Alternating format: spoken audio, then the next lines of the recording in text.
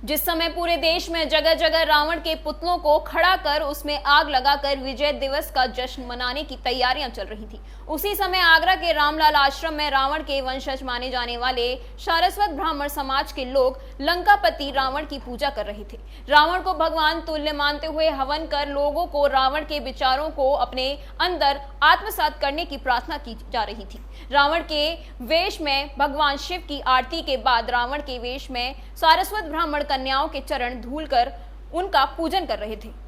आगरा में लोगों को जागरूक करने के लिए दशानन रावण के वंशजों ने आज अनोखा कार्य किया। रावण वंशजों ने रावण का रूप धारण कर कन्या पूजन किया।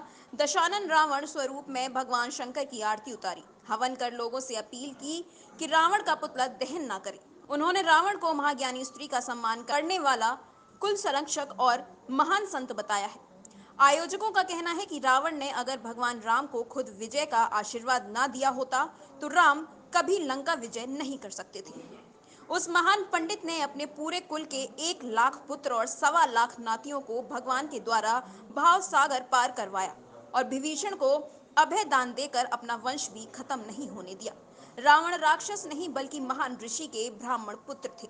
मेरा नाम डॉक्टर मदन मोहन शर्मा है और मैं सारस्वत वंशज का हूँ और हमारी लंकापति दशानंद रावण पूजा आयोजन समिति आगरा में पिछले 12 वर्षों से हम लोग रावण की पूजा करते हैं। किस तरीके से आपने पूजा अर्चना करनी है? हम लोग जो अच्छाई हैं उन्हें कबूल करना चाहिए। हम लोग हर आदमी की बुराइयां देखते हैं, उससे संदेश देना चाहते हैं कि हम लोग की जो अच्छाई हैं, रावण में जो अच्छाइयाँ थी उनमें हमें पालन करना चाहिए। जैसे कि आजकल आप देखिए कि हमने एक वीडियो वायरल हुआ था, अभी हमने एक वीडियो बनाया था, उसमें हमने नारी सम्मान की बात करी थी।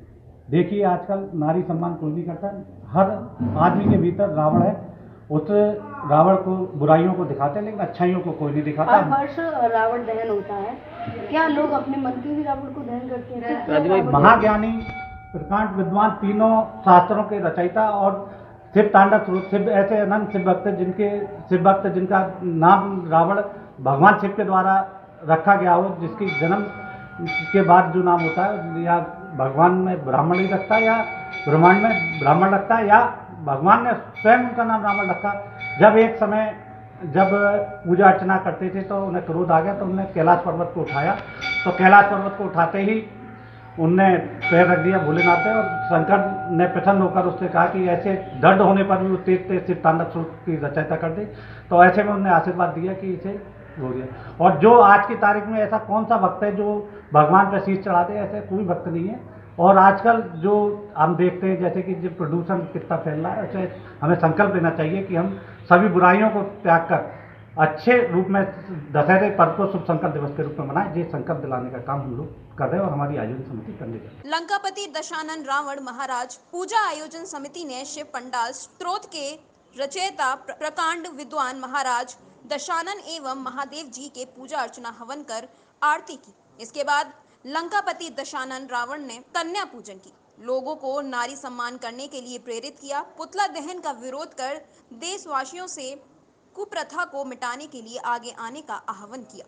उन्होंने पर्यावरण की रक्षा के लिए भी ऐसा न किए जाने की अपील की। रावण का स्वरूप धारण कर पूजन करने वाले डॉक्टर मदन मोहन शर्मा ने कहा कि रावण ने राम को लंका विजय की आशीर्वाद दिया था और इसी कारण राम जीत पाए।